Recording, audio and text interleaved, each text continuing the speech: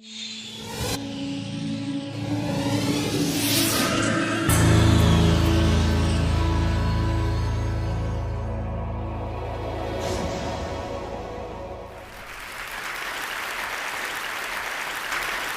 I'm going to do is to just give a few notes, and this is from a book I'm preparing called Letters to a Young Scientist.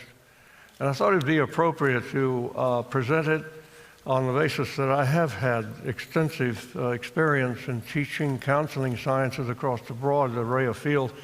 And you might like to hear some of the principles that I've developed in doing that teaching and counseling. So let me begin by urging you, particularly you on the youngster side, on this path you've chosen, to go as far as you can. The world needs you badly. Humanity is now fully into the techno-scientific age. There's going to be no turning back.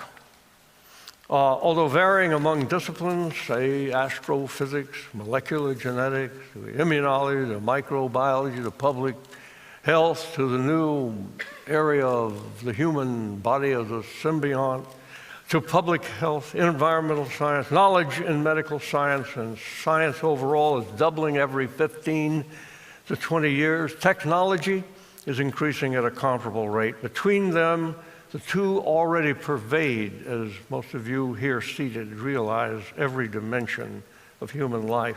So swift is the velocity of the techno-scientific revolution, so startling in its countless twists and turns that no one can predict its outcome, even a decade from the present moment. There will come a time, of course, when the exponential growth of discovery and knowledge, which actually began in the 1600s, has to peak and level off, but that's not going to matter to you. The revolution is going to continue for at least several more decades. It'll render the human condition radically different from what it is today. Traditional fields of study are going to continue to grow, and in so doing, inevitably they will meet and create new disciplines. In time, all of science will come to be a continuum of description and explanation of networks of principles and laws.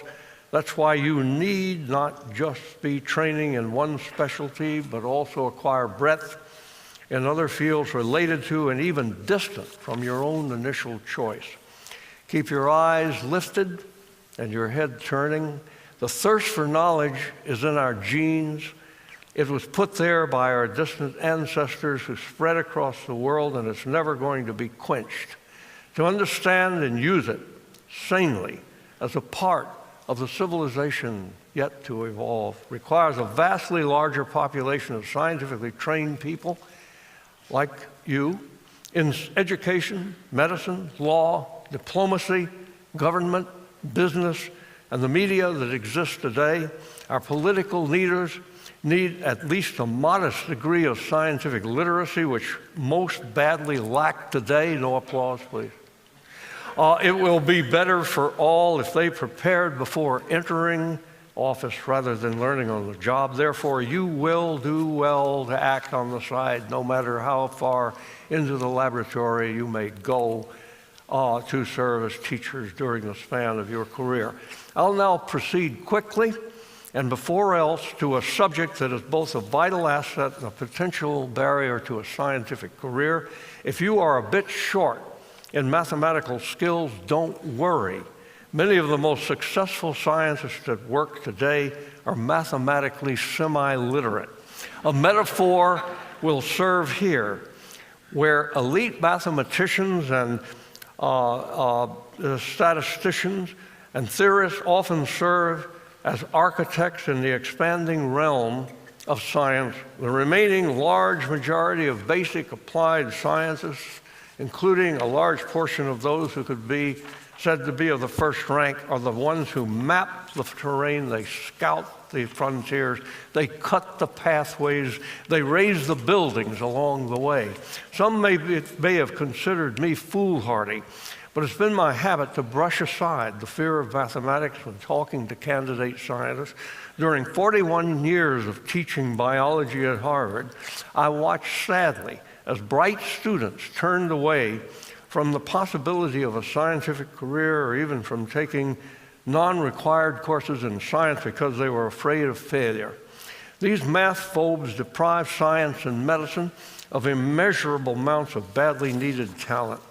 Here's how to relax your anxieties if you have them. Understand that mathematics is a language ruled like other verbal languages, like verbal language generally, by its own grammar and system of logic. Any person with average quantitative intelligence who learns to read and write mathematics at an elementary level will, as in verbal languages, have little difficulty picking up most of the fundamentals if they choose to master the math speak of most disciplines of science. The longer you wait to become at least semi-literate, the harder language of mathematics will be to master, just as, again, in any verbal language. But it can be done at any age. I speak as an authority on that subject because I'm an extreme case.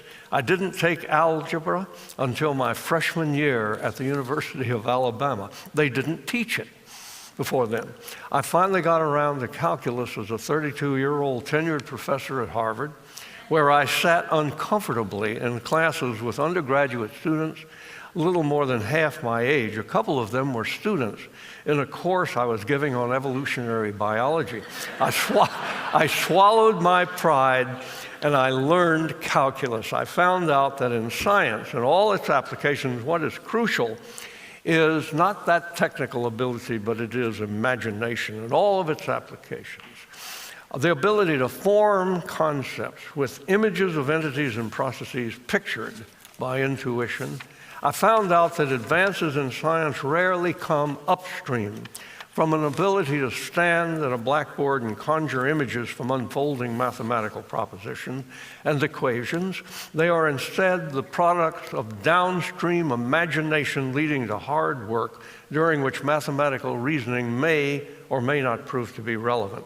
Ideas emerge when a part of the real or imagined world is studied for its own sake. Of foremost importance is a thorough, well-organized knowledge of all that is known of the relevant entities and processes that might be involved in that domain you propose to enter. When something new is discovered, it's logical then that one of the follow-up steps is to find the mathematical and statistical methods to move its analysis forward. If that step proves too difficult, the person or team that made the discovery, a mathematician can then be added by them as a collaborator. Consider the following principle, which I will modestly call Wilson's principle number 1. It is far easier for scientists, including medical researchers, to acquire needed collaboration in mathematics and statistics than it is for mathematicians and statisticians to find scientists able to make use of their equations. It's important in choosing the direction you take in science is to find the subject of your level, at your level of competence, that interests you deeply and focus on that. Keep in mind then Wilson's second principle. For every scientist, whether researcher, technician, teacher, manager, or businessman, working at any level of mathematical competence, there exists a discipline in science or medicine for which that level is enough to achieve excellence. Now, I'm going to offer quickly several more principles that will be useful in organizing your education and career, or if you're teaching, to how you might enhance your own teaching and counseling of young scientists. In selecting a subject in which to conduct original research or to develop world-class expertise, take a part of the chosen discipline that is sparsely inhabited. Judge opportunity by how few other students and researchers are on hand. This is not to de-emphasize the essential requirement of broad training or the value of apprenticing yourself in ongoing research to programs of high quality. It is important also to acquire older mentors within these successful programs and to make friends and colleagues of your age for mutual support. But through it all, look for a way to break out, to find the field and subject not yet popular. We have seen this demonstrated already in the talks preceding mine. There is the quickest way advances are likely to occur, as measured in discoveries per investigator per year. You may have heard the military dictum for the gathering of armies: march to the sound of the guns. In science, the exact opposite is the case: march away from the sound of the guns. So Wilson's principle number 3, march away from the sound of the guns, observe from a distance, but do not join the fray. Make a fray of your own. Once you have settled on a specialty and a profession you can love, and you've secured opportunity, your potential to succeed will be greatly enhanced if you study it enough to become an expert. There are thousands of professionally delimited subjects sprinkled through physics and chemistry to biology and medicine, and on then into the social sciences, where it is possible in short time to acquire the status of an authority. When the subject is still very thinly populated, you can, with diligence and hard work, become the world authority. The world needs this kind of expertise, and it rewards the kind of people willing to acquire it.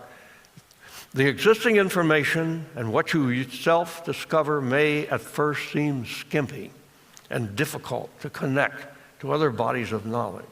Well, if that's the case, good. Why hard instead of easy? The answer deserves to be stated as principle number 4. In the attempt to make scientific discoveries, every problem is an opportunity, and the more difficult the problem, the greater will be the importance of its solution. Now, this brings me to a basic categorization in the way scientific discoveries are made. Scientists, pure mathematicians among them, follow one or the other of 2 pathways. First, through early discoveries, a problem is identified and a solution is sought. The problem may be relatively small. For example, where exactly in a cruise ship does the norovirus begin to spread? Or larger, what's the role of dark matter in the expansion of the universe? As the answer is sought, other phenomena are typically discovered and other questions are asked. This first of the 2 strategies is like a hunter exploring a forest in search of a particular quarry, who finds other quarries along the way. The second strategy of research is to study a subject broadly, searching for unknown phenomena or patterns of known phenomena, like a hunter in what we call the naturalist trance. The researcher mind is open to anything interesting, any quarry worth taking. The search is not for the solution of the problem, but for problems themselves worth solving. The 2 strategies of research, original research, can be stated as follows in the final principle I'm going to offer you. For every problem in a given discipline of science, there exists a species or entity or phenomenon ideal for its solution. And conversely, for every species or other entity or phenomenon, there exist important problems for the solution of which those particular objects of research are ideally suited. Find out what they are. You'll find your own way to discover, to learn, to teach. The decades ahead will see dramatic advances in disease prevention, general health, the quality of life. All of humanity depends on the knowledge and practice of the medicine and the science behind it you will master. You have chosen a calling that will come in steps to give you satisfaction at its conclusion of a life well lived. And I thank you for having me here tonight.